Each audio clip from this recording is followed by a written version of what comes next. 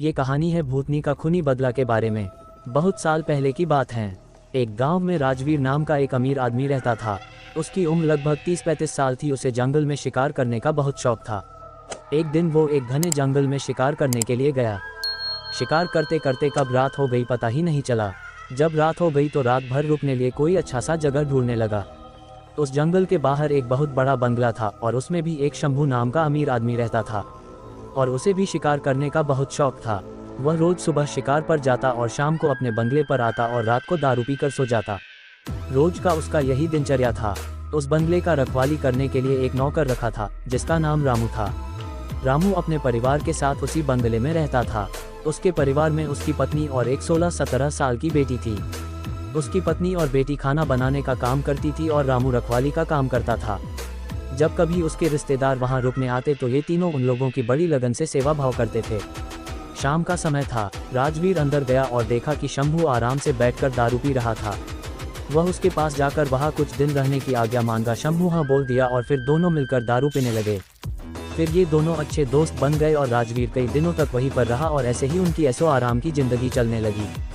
रामू की एक 16-17 साल की एक बेटी थी। एक शाम उसका मालिक शंभू और राजवीर शिकार करके दोनों वापस आए और नहा धोकर दारू पीने बैठ गया। पीने के बाद उन दोनों को इतना नशा लग गया कि रामू की जवान बेटी पर अपनी गंदी नज़र डालने लगे। वे दोनों उसके पास गए और उसके बेटी के कपड़े को फाड़ने लगे।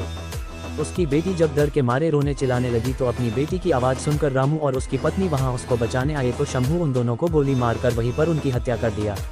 और फिर ये दोनों उसके बेटी को नोच नोच कर अधमरा बना दिया और अंत में उसको भी गोली मारकर मार डाला और तीनों के लाश को अपने बंगले के पीछे रातों रात दफना दिया। अगले दिन इस बात को किसी को भी भनक तक भी नहीं लगी।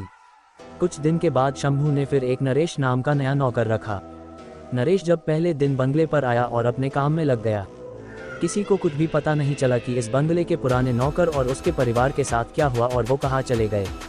ऐसे ही कुछ दिन बीतने के बाद नया नौकर नरेश गेट बंद करके सोया हुआ था। तभी अचानक आधी रात को किसी की रोने आवाज़ आई और नरेश की नींद खुल गई। उसने एक हाथ में लाठी और दूसरे हाथ में टॉर्च लिया और गेट के पास जाकर बोला, कौन है वहाँ जो इतनी रात गए रो रहा है। उसने देखा कि गेट के नज़दीक बैठी एक लड़की रो रही है।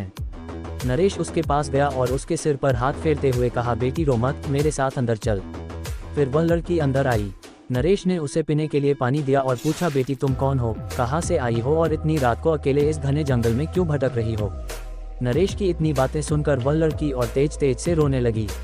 कुछ देर बाद वो शांत हुई और नरेश को बताई कि इस बंगले के पहले नौकर रामू की बेटी हैं। फिर उसने ये भी बताया कि कैसे इस बंगले के मालिक शंभू और राजवीर ने उसके माता और पिता को मार डाला और फिर अपनी प्यास बुझाने के लिए मेरे शरीर को नोच नोच कर मुझे भी मार डाला। फिर हम तीनों के लाश को इसी बंगले के पीछे दफना दिया।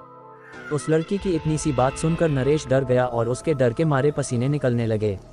फिर थोड़ी देर बाद हिम्मत रखते हुए उससे पूछा, ऐसे कैसे हो सकता है, अगर तू मर गई है तो मेरे सामने कैसे बैठी हैं।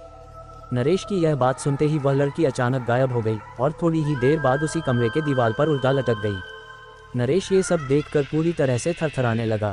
फिर अचानक वह लड़की नरेश के सामने आकर बैठ गई और बोली, चाचा आप डरिए मत, मैं आपके साथ कुछ भी बुरा नहीं करूंगी। उसकी बातें सुनकर नरेश का डर धीरे धीरे शांत हो गया और माथे पर आए पसीने को अपने गमछे से पोंछ लिया। फिर उसी रात को उस लड़की ने नरेश को वह जगह दिखाई जहां उन तीनों को दफनाया गया था। नरेश ने कुदाल से खोदकर उन तीनों ने अस्थियों को निकला और फिर उस लड़की से वादा किया कि वह उसका मालिक शंभू और राजवीर के खिलाफ कोर्ट जाएगा और उस लड़की को इंसाफ दिलवा कर रहेगा। नरेश की बातें सुनकर वह लड़की रोते हुए बोली कि चाचा आपको कुछ नहीं करना है, उस राक्षस से बदला तो मैं लूंगी, बस आप मेरी थोड़ी सी मदद कर दीजिए।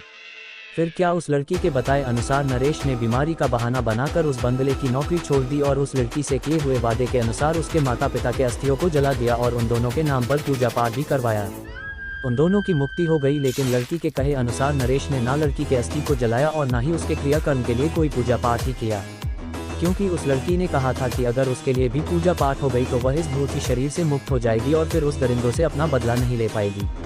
समय बीतता गया। कुछ महीने बाद शंभू ने फिर एक नया नौकर ढूंढने की कोशिश करने लगा, लेकिन उस बंगले में कोई दूसरा नौकर आने को तैयार ही नहीं होता, क्योंकि नरेश दिन रात वहीं घूमता फिरता रहता और नए आने वाले नौकर को उस बंगले की भूत वाला कहानी सुनाकर भगा देता। कभी कभी वह लड़की भी आने वाले नए नौकर को भूत बनकर रात के समय में अजीब अजीब आवाजें निकल कर डरा देती और वे डर के मारे भाग जाते, फिर दूसरे दिन रखवाली करने नहीं आते। उस बंगले पर ऐसे ही रोज कितने शिकारी आते, दारू पीते, मौज मस्ती करते, लेकिन जिंदा वापस कभी नहीं जाते, क्योंकि वहां आने वाले हर शिकारियों से उसको सख्त नफरत हो गया था। कभी कभी वो लड़की एक सुंदर रूप बनाकर जंगल में जाती और दूसरे शिकारियों को अपने जाल में फंसाती और शाम को उस बंगले में ले आती और रात को अपने असली रूप में आ जाती और उसे चिरफाड़ कर मार डालती और उसका खून पी जाती। ऐसी घटना कितने दिनों तक चलता रही और बंगले में मरने वाले शिकारियों की मौत एक रहस्य ही बनी रही। अगल बगल के लोगों के लाख कोशिश करने के बाद भी ना हत्यारा पकड़ में आता और ना ही उनके लाश। धीरे धीरे ये खबर आसपास के क्षेत्रों में फैल गई कि जंगल के पुराने बंगले में ठहरने वाले हर शिकारी की मौत हो रही है। 5-6 वर्ष बीत गए और अब वह बंगला खंडहर हो गया था, क्योंकि अब किसी में भी इतनी हिम्मत नहीं थी कि वहां रात को ठहरे। आखिर किसको अपनी जान की परवाह नहीं होती। ऐसे ही बहुत दिन बीत गया और वो भूतनी उसी बंगले में रहकर अपने हत्यारे का इंतजार करती थी। दिन में उधर आने जाने वाले लोगों को एहसास होता था, क्योंकि वह हमेशा रोती रहती थी पर किसी को दिखाई नहीं देती थी।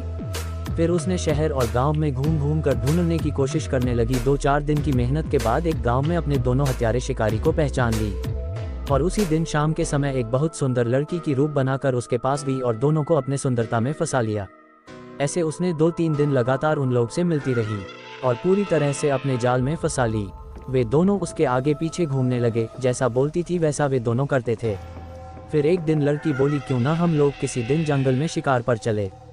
वे दोनों बोले, ये तो बहुत अच्छी बात है, चलो। दोनों अच्छी तरह से उसकी माया जाल में फंस चुके थे। फिर दूसरे दिन ये तीनों जंगल की ओर निकल पड़े। दिन भर शिकार के साथ साथ मौज मस्ती भी किए। फिर शाम होने लगी। शंभू और राजवीर उस लड़की बोले, अब सूर्य ढलने लगा है और थोड़ी देर में रात हो जाएगी, हमें घर वापस चले जाना चाहिए। तभी भूतनी बोली, डरो मत, आज रात हम यही ठहर कर जंगल का आनंद लेंगे। राजवीर बोला, यहाँ कैसे रुक सकते हैं, यहाँ तो आसपास कोई घर भी नहीं है। भूतनी उसकी बात सुनी तो मुस्कुराने लगी और बोली, तुम लोग चिंता मत करो, मेरे एक दोस्त का इसी जंगल एक छोटा सा घर है, हम वहाँ पर रुक जाएंगे। दोनों उस भूतनी का बात मान लिए और उसके कहने पर वहाँ चले गए। रात को पार्टी शुरू हुई।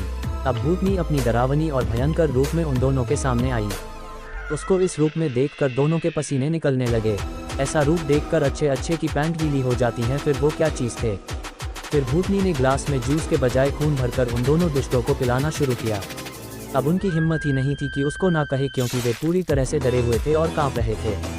उसके बाद वो भूतनी अपना और ज़्यादा विकराल रूप बनाकर उन दोनों पर कूद पड़ी और अपने बड़े बड़े नाखूनों से उसके शरीर को चीर दिया और उसके खून को पीने लगी। फिर उसके दोनों आंखों को निकाल कर खा गई और इसके बाद उसे एक पत्थर पटक कर दोनों को मार डाली।